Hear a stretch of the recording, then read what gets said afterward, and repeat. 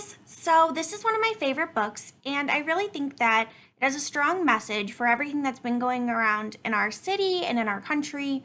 And it's about a girl named Malala and her magic pencil. So, listen in and see if you can connect it to your life right now. So, this is Malala's magic pencil.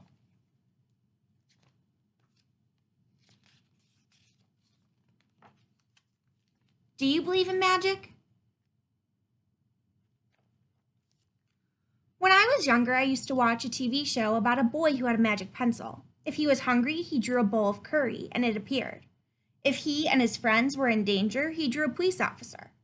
The boy was a little hero, always protecting people who needed help. How I wanted a magic pencil too.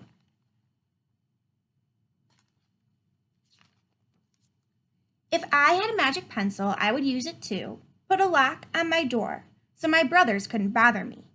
Stop time so I could sleep an extra hour every morning. Erase the smell of the trash dump near our house. What would you do with a magic pencil? What would you create or change? And I would use it to make other people happy. I would draw the most beautiful dresses in the world for my mother, the best buildings in the valley for my father, so he could open many schools where children would study for free. A proper ball for my brothers, so that we'd no longer had to play with an old sock stuffed with rubbish. She seems to be choosing things that are helping not just herself, but others, which I like. Every night before I went to bed, I wished for a magic pencil for my own. And every morning I would wake up and check my cupboard, but the magic pencil was never there.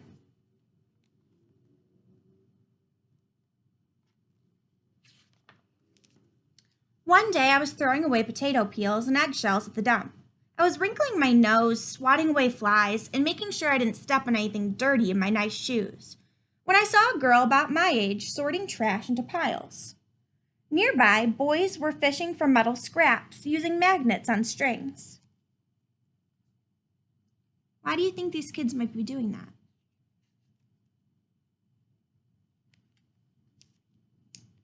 When my father returned home from work, I told him what I'd seen. It made him sad. Abba, I said. Yes, Johnny, he said back. I always liked when he called me, dear one. Why haven't I seen that girl in my class? Because, he said. But he didn't finish right away because, Johnny, in our country, not everyone sends their daughters to school. And some children must work to support their family. Those boys will sell the metal scraps they find. If they went to school, their families would go hungry. School was my favorite place, but I had never considered myself lucky to be able to go.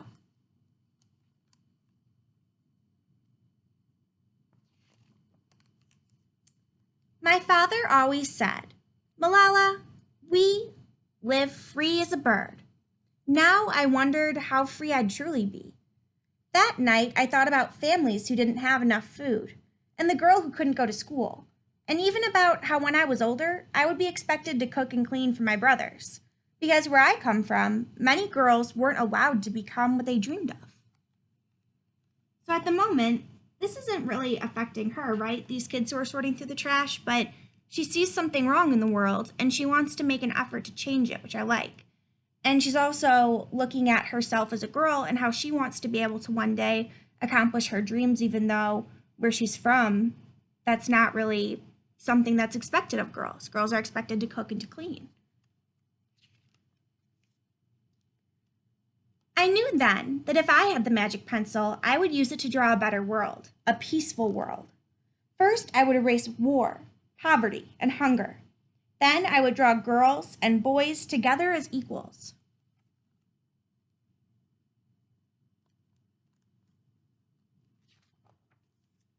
Over the next few years, instead of wishing for a magic pencil every night, I worked hard in school every day. I wanted to be one of the top students in my class.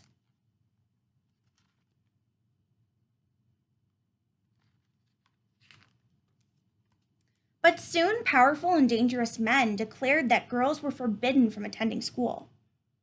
They walked the streets of our city now. They carried weapons. That'd be scary, wouldn't it?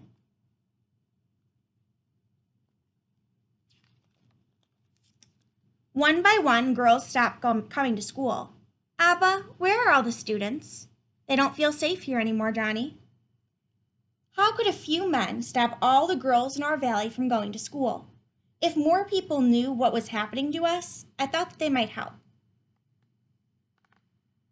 What do you think that she might do? She says, if more people knew what was happening, I thought they might help. Wishing wasn't enough. Someone needed to speak out. Why not me? I wrote about what it felt like to be scared to walk to school, and how some of my friends had moved away because of all the threat that they faced in our city. I wrote about how much I loved school and how proud I was of my uniform. See how her powerful words are reaching so many others?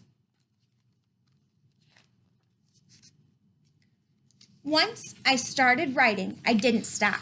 I wrote speeches and traveled around my country, sharing my story. I even talked to a reporter from a famous international newspaper. People actually wanted to learn about my life. I spoke for all the girls in my valley who couldn't speak for themselves. So she's taking on everyone's problems as her own. She's like, this isn't just my issue, it's everybody's, and I need to speak on behalf of everyone. My voice became so powerful that the dangerous men tried to silence me, but they failed.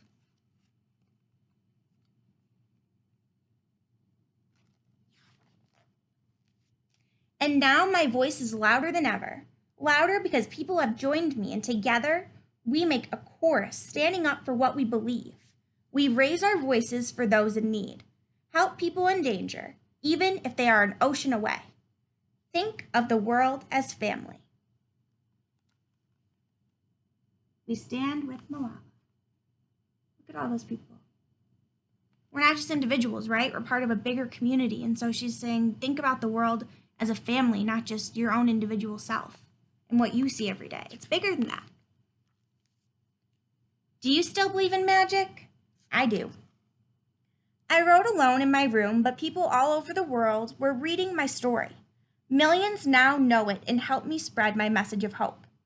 I had at last found the magic that I was looking for, in my words and in my work. So she didn't get an actual magic pencil, right? But what she did was she wrote down what she believed in and what she thought, and magic kind of came to her because she was able to share those words with others.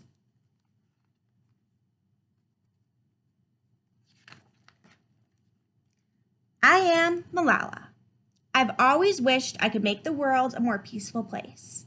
And every day I work to make my wish come true.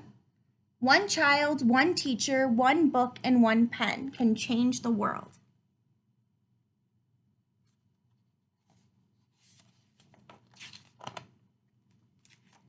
And here's some information about Malala and some real pictures of her.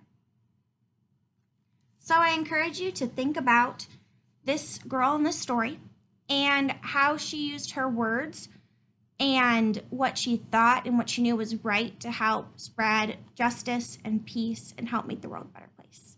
So thank you for listening in to Malala's Magic Pencil.